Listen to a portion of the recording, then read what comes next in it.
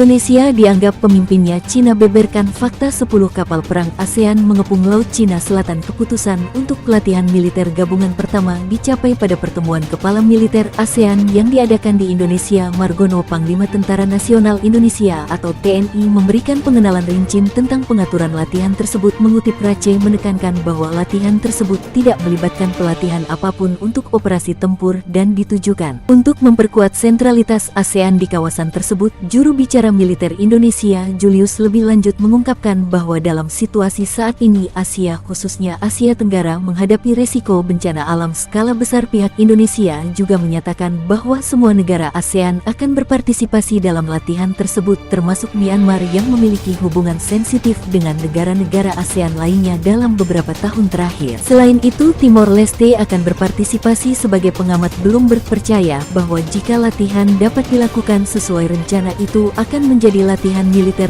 pertama yang melibatkan semua anggota negara Asia Tenggara. Lalu kapal perang dari 10 negara anggota ASEAN akan berkumpul untuk pertama kalinya dalam sebuah daerah yang ditunjuk di Laut Cina Selatan. Selain itu, media AS juga sengaja mengingatkan bahwa lokasi latihan berada di ujung selatan Laut Cina Selatan, di mana Cina dan Indonesia bersengketa karena sentralitas ASEAN pada arsitektur kawasan. Tindakan skala besar seperti itu dengan sendirinya patut diperhatikan, apalagi situasi di Laut Cina Selatan saat ini tidak stabil dengan intervensi kekuatan luar seperti Amerika Serikat. Beberapa anggota ASEAN juga siap bergerak. Oleh karena itu, latihan bersama ASEAN ini mendapat sorotan dari Cina. Lapor Naxis News. Dilihat dari pemberitaan terkini, ASEAN Exercise memiliki 3 ciri utama. Yang pertama adalah anggota yang terlibat dalam latihan. Pihak Indonesia memastikan bahwa seluruh negara ASEAN akan berpartisipasi kali ini, termasuk Timor Leste. Kehadiran Myanmar khususnya membuat Barat merasa tidak nyaman. Perlu diketahui bahwa karena situasi politik dalam negeri yang tidak kecil dan datangnya pemerintahan militer dalam beberapa tahun terakhir, Myanmar memiliki hubungan yang rapuh dengan beberapa negara ASEAN dan ada arti samar untuk dikecualikan pada KTT ASEAN yang digelar beberapa waktu lalu. Pemerintah militer Myanmar tidak mendapat undangan. Pada saat yang sama, Amerika Serikat sangat tidak puas dengan otoritas Myanmar dan menjatuhkan sanksi besar-besaran padanya. Oleh karena itu, dapat dikatakan situasi di Myanmar